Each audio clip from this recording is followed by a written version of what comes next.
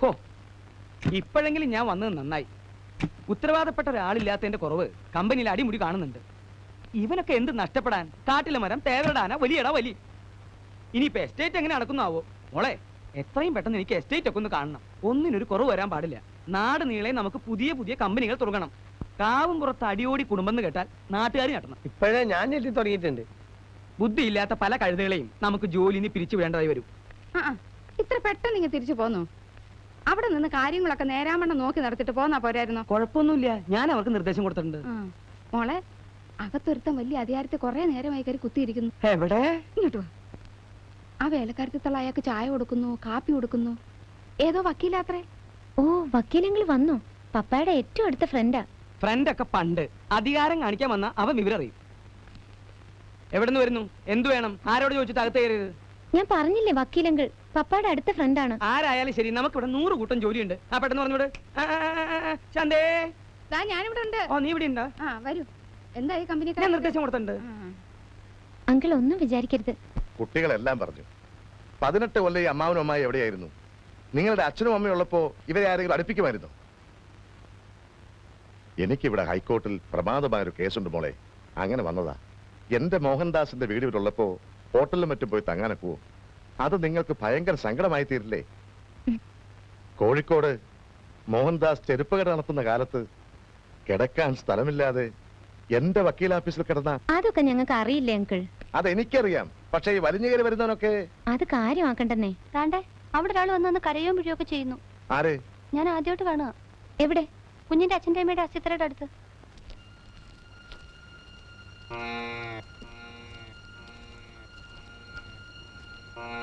ഇവിടെ ആരും കാണാനില്ലല്ലോ. ഇവിടെ ഉണ്ടായിരുന്നു, ഞാൻ കണ്ടതാ.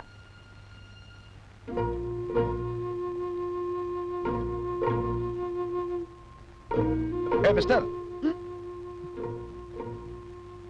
ഇവിടെ ഇവിടെ ഇവിടെയും മനസമാധാനം തരില്ലേ? ഇവിടെയും മനസമാധാനം തരില്ലെന്ന് ചോദിച്ചാൽ ഞങ്ങൾ നേരത്തെ തനിക്ക് മനസമാധാനം തരാത്തവരാണെന്ന് തോന്നുമല്ലോ. എന്റെ ദൈവം ഇവിടെ ഉറങ്ങുന്നു. ഞാൻ കുറച്ചു നേരം ഒന്ന് ധ്യാനിച്ചോട്ടെ. അയ്യോ, ഇത് വല്ല കാവ അമ്പലം എന്ന് വിചാരിച്ചിട്ടാ. ഇതേ ദേ ഈ കുട്ടികളുടെ സ്ഥല.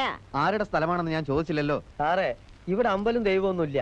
ഇത് ഈ കുട്ടികളുടെ അച്ഛൻ മോഹൻദാസിന്റെ അമ്മ ശ്രീദേവിയുടെ അസ്ഥിത്തറയാ. നിങ്ങൾ എന്നെ തെറ്റിദ്ധരിച്ചു. നിങ്ങൾ ആരാണ്? അതറിയിക്കാൻ എനിക്ക് താല്പര്യമില്ല. പക്ഷെ ഒന്ന് ഞാൻ പറയാം. നിങ്ങൾ പറഞ്ഞല്ലോ ഇവിടെ ദൈവമില്ല, അമ്പലമില്ല എന്നൊക്കെ. പക്ഷെ എന്റെ ദൈവം ഇവിടെ ഉണ്ട്. നിങ്ങൾ പറഞ്ഞ മോഹൻദാസ് ആണ് എന്റെ ദൈവം. നിങ്ങൾ എന്റെ ഏകാഗ്രത നശിപ്പിച്ചു. ഞങ്ങളുടെ ഡാഡി നിങ്ങളുടെ ദൈവമാണെന്ന് പറഞ്ഞു. പക്ഷെ നിങ്ങൾ ആരാണെന്ന് പറയാത്ത എന്താ? പറഞ്ഞാലും നിങ്ങൾക്കാർക്കും മനസ്സിലാവുകയില്ല. അദ്ദേഹം ആക്സിഡന്റിൽപ്പെട്ട് ഈ ലോകത്തോട് യാത്ര പറയുമ്പോൾ ഞാൻ ഒമാനിലെ ഇബ്രി എന്ന് പറയുന്ന സ്ഥലത്തായിരുന്നു. ആ നിമിഷം അവിടെ നിങ്ങോട്ട് പറക്കാൻ ഞാൻ കൊതിച്ചു. പക്ഷെ ചിറകറ്റ പറവയ്ക്ക് പറക്കാൻ എങ്ങനെയാവും? എയർ ഇന്ത്യ സമരം. ഓട്ടെ, വരിക, നമസ്കരിക്കുക, പോവുക, അത്രേ ഉദ്ദേശിച്ചുള്ളൂ. നിങ്ങൾ ആരാണെന്ന് പറഞ്ഞിട്ട് പോകൂ. മോഹൻദാസുമായി എന്താണ് ബന്ധം? എന്തിന് ഞാനത് നിങ്ങളോട് പറയണം? നിങ്ങളുടെ പേരെങ്കിലും ഒന്ന് പറഞ്ഞിട്ട് പോകൂ. എന്തിന്? ഒരാകാംക്ഷ, അത്രമാത്രം. ഒരു പേരിൽ എന്തിരിക്കുന്നു? എങ്കിലും പറയാം. മറ്റുള്ളവർ എന്നെ വിളിക്കുന്ന പേര് ബാബുരാജ് എന്നാണ്. ഓ മൈ ഗോഡ്, നിങ്ങളാണോ ബാബുരാജ്? മോഹൻദാസിന്റെ ഏറ്റവും പ്രിയപ്പെട്ട ബാബുരാജ് നിങ്ങളാണോ? എന്നെ പോകാൻ അനുവദിക്കൂ. ഇനി നിങ്ങൾ ഒരാളെ മുന്നോട്ട് വെക്കാൻ പാടില്ല. എന്റെ മക്കളെ, ഈ മനുഷ്യനെ പറ്റി ഒരുപാട് പറയാനുണ്ട്. ഒറ്റ വാക്കിലൊന്നും പറയാൻ പറ്റില്ല. ബാബുരാജിനെ നമ്മൾ വിടാൻ പാടില്ല. പിടി വിട്ടാൽ പിന്നെ ഇയാളെ കിട്ടില്ല. എന്താ ഇയാൾ പിടികിട്ടാ പുള്ളിയാ? പിടി വിട്ടുകൂടാത്ത പുള്ളിയാണ്. മിസ്റ്റർ ബാബുരാജ്, നിങ്ങൾ ഈ അനാഥരായ കുട്ടികളുടെ മുഖത്തേക്കൊന്ന് നോക്കൂ. നിങ്ങളുടെ പിതൃതുല്യനായ മോഹൻദാസിന്റെ കുട്ടികളാണിവർ. നിങ്ങൾക്ക് ഈ കുട്ടികളോട് ചില കടപ്പാടുകളൊക്കെ ഇല്ലേ? നിങ്ങൾ ഇവരെ ഒന്ന് ആശ്വസിപ്പിച്ചിട്ടെങ്കിലും പോകൂ. സ്വയം ആശ്വസിക്കാൻ കഴിയാത്ത എനിക്കങ്ങനെ മറ്റുള്ളവരെ ആശ്വസിപ്പിക്കാനാവും? പ്ലീസ് മിസ്റ്റർ ബാബുരാജ്, ഈ കുട്ടികൾക്ക് വേണ്ടി ഞാൻ നിങ്ങളോട് യാചിക്കുകയാണ്. ഓക്കെ, അല്പസമയത്തേക്ക് മാത്രം.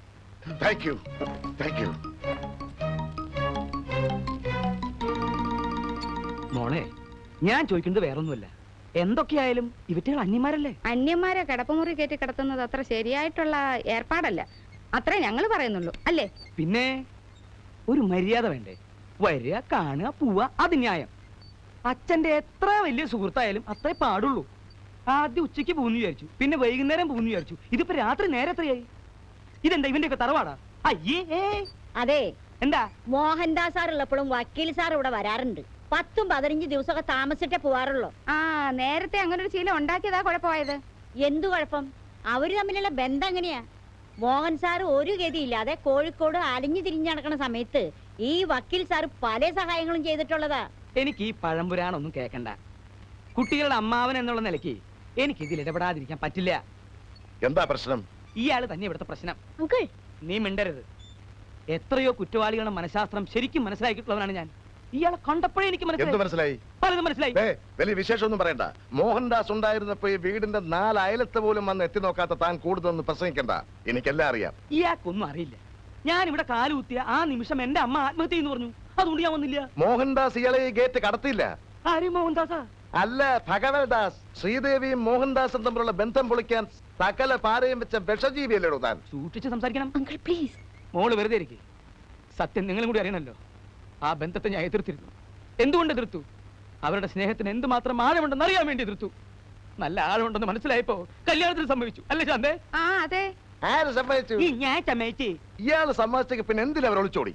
അമ്മയ്ക്ക് ഭയങ്കര എതിർപ്പായിരുന്നു, പറഞ്ഞില്ലടോ. അതുകൊണ്ട് ഞാൻ തന്നെ പറഞ്ഞത് ഒളിച്ചോടിക്കോളാൻ. തനിക്കറിയോ, അന്ന് ചാലക്കുടി കോഴിക്കോട്ട് പാസ്റ്റ് പാസഞ്ചറിൽ 18 രൂപയും 30 പൈസക്ക് ടിക്കറ്റ് വാങ്ങി രണ്ടുപേരും കയറ്റി വിട്ടു ഞാനാ. നുണ, ശുദ്ധ നുണ. അങ്ങനെ ഒരു സംഭവമേ മോഹൻദാസ് പറഞ്ഞിട്ടില്ല. പറയില്ലല്ലോ. ആ സംഭവം ഇരു ചെവി അറിയരുതെന്ന് അപ്പൊ തന്നെ ഞാൻ അവനോട് പറഞ്ഞിരുന്നു. അല്ലെങ്കിൽ തന്നെ തന്നോട് ഇതൊക്കെ പറയാൻ താൻ ആരാ? അവന്റെ അമ്മാവനോ അളിയനോ? ഞാൻ ആരാണ് തനിക്ക് പിന്നീട് മനസ്സിലാകും. താൻ തന്റെ പെങ്ങളെ തട്ടിക്കൊണ്ട് പോയെന്ന് പറഞ്ഞ് കോടതിയിൽ ഹേബിയസ് കോർപ്പസ് കേസ് കൊടുത്തില്ലേടോ? എന്ത് ഹേബിയസ് കോർപ്പസ്? ആ ഇതൊക്കെയാണ് തെറ്റിദ്ധാരണ എന്ന് പറയുന്നത്. മോളെ, ഞാൻ കോടതിയെ സമീപിച്ചത് ശരിയാ. എന്തിനാണെന്നറിയോ? അവർക്ക് പോലീസ് സംരക്ഷണത്തോടെ കല്യാണം നടത്തി കൊടുക്കണമെന്ന് പറഞ്ഞു. നിർഭാഗ്യത്തിന് എന്റെ വക്കീലിന് സ്വല്പ കേൾവി കുറവുണ്ടായിരുന്നു. ഞാൻ പോലീസ് സംരക്ഷണം എന്ന് പറഞ്ഞത് അയാൾ കേട്ടത് ഹേബിയസ് കോർപ്പസ് എന്നാ. അതെങ്ങനെയാ? ഇതുപോലത്തെ വക്കീൽമാരല്ലേ? ഇതൊക്കെ വിശ്വസിക്കാൻ കാതിൽ പൂ വെച്ച് കളിക്കവളയുന്ന ആള് വരും. പോലീസ് സംരക്ഷണം ഹേബിയസ് കോർപ്പസ് ആയത്രേ. ഓഹോ, ഇങ്ങനെ കല്ല് വെച്ചെന്ന് പറയുന്ന ഒരു പോലീസുകാരനെ ഞാൻ ആദ്യമായിട്ട് കാണുക. നോണ പറച്ചിലല്ലേ തന്റെ തൊഴിൽ തന്നെ. അതുകൊണ്ട് ഏത് സത്യവും തനിക്ക് നോണയായിട്ട് തോന്നും. മോഹൻദാസിനെ താൻ ഗുണ്ടകളെ വിട്ട് തല്ലിച്ചതോ? തല്ലിച്ചതോ? ആ ആ ഈ പറഞ്ഞ ഒരേ ഒരു കാര്യമാണ് താൻ ഇത്രയും പറഞ്ഞതിൽ ആകെയുള്ള സത്യം. കേട്ടോ കേട്ടോ, മോഹൻദാസിനെ ഇയാള് ഗുണ്ടകളെ അയച്ച് തല്ലി ചതച്ചു. നിക്ക് നിക്ക് നിക്ക് നിക്ക്. തല്ലിച്ചതിന്റെ സാഹചര്യം കൂടി കേക്ക്. തന്റെ ഭർത്താവ് ധീരനും ആണത്തമുള്ളവനും ആയിരിക്കണമെന്ന് ഏത് സ്ത്രീയും ആഗ്രഹിക്കും, ഇല്ലേ? ആഗ്രഹിക്കും. അല്ലെങ്കിൽ ആ ദാമ്പത്യ ബന്ധം തകരും. തകരും. ഞാൻ ഗുണ്ടകളെ അയച്ചു. മോഹൻദാസിനെ തല്ലാനല്ല, തല്ലുന്നതായിട്ട് അഭിനയിക്കാൻ. ശ്രീദേവി കാണുന്നത് എന്താ? മോഹൻദാസ് നെഞ്ചൂക്കുള്ള 5 തടിയന്മാരെ ഒറ്റക്കിടിക്കുന്നതാ. ആ ഒറ്റ സംഭവത്തിൽ ആ ദാമ്പത്യ ബന്ധത്തിന് കെട്ടുറപ്പുണ്ടായത്. ഇപ്പൊ തനിക്ക് വിശ്വാസം ഇല്ലേ? ഇതൊക്കെ ആരെങ്കിലും വിശ്വസിക്കോടൂ? താൻ വിശ്വസിക്കണ്ട. എത്രയും പെട്ടെന്ന് ഇവിടുന്ന് ഇറങ്ങി തന്നാ മതി. വക്കീലങ്ങളിനെ ഇവിടുന്ന് ഇറക്കി വിടാനോ? ശരി, ഇയാള് നാളെ പോയിക്കോട്ടെ. മറ്റവനാരാ? അവനെ ഈ നിമിഷം ഇവിടുന്ന് ഇറക്കി വിടണം. അവനൊരു കള്ള തിരുമാലിയാണെന്ന് എനിക്ക് അവനെ കണ്ടപ്പോഴേ മനസ്സിലായി. അവനെ പറഞ്ഞയക്കുന്നോ അതോ ഞാൻ അവനെ കഴുത്തി പിടിച്ച് വെളി തള്ളണോ? തള്ളിക്കോ, പക്ഷേ അതിന്റെ പ്രത്യാഘാതങ്ങൾ കടുത്തതായിരിക്കും. അവൻ ആരാ? ഈ വീടുമായിട്ട് അവൻ എന്താ ബന്ധം? ഒരു ബന്ധമില്ല. എന്നെ ചൊല്ലി ആരും വഴക്കടിക്കണ്ട. ഞാൻ പോവുകയാണ്. മിസ്റ്റർ ബാബുരാജ്, എന്താണിത്? എന്നെ നിങ്ങൾ അതിഥിയായി ക്ഷണിച്ചിരുത്തി ഇപ്പോൾ അന്യനാക്കി അപമാനിക്കാൻ നോക്കുന്നു. ഞാൻ എന്നും അന്യനായിരുന്നു. അനാഥ മന്ദിരത്തിന്റെ ഏകാന്ത വരാന്തകളിൽ, തവളകളെ കീറിമുറിക്കുന്ന ബയോളജി ലാബുകളിൽ, എന്നും എവിടെയും അന്യൻ. മോഹൻദാസ് സാർ എനിക്ക് സ്നേഹം തന്നു. അദ്ദേഹത്തിന്റെ സ്വന്തക്കാർ ഇപ്പോൾ എനിക്ക് വിദ്വേഷം തരുന്നു. ഞാൻ പോകുന്നതാണ് നല്ലത്. നിൽക്കൂ മിസ്റ്റർ ബാബുരാജ്. മിസ്റ്റർ ബാബുരാജിന്റെ മനസ്സ് നൊന്താൽ ദാ അവിടെ നിന്ന് മോഹൻദാസിന്റെ ആത്മാവത് കാണും, ഞെട്ടും. ആ ആത്മാവ് നിങ്ങൾക്കാർക്കും മാപ്പ് തരില്ല. മിസ്റ്റർ ബാബുരാജ്, ഞാനാണ് പറയുന്നത്. നിങ്ങൾ പോകരുത്. വരൂ, വരൂ, വരാൻ.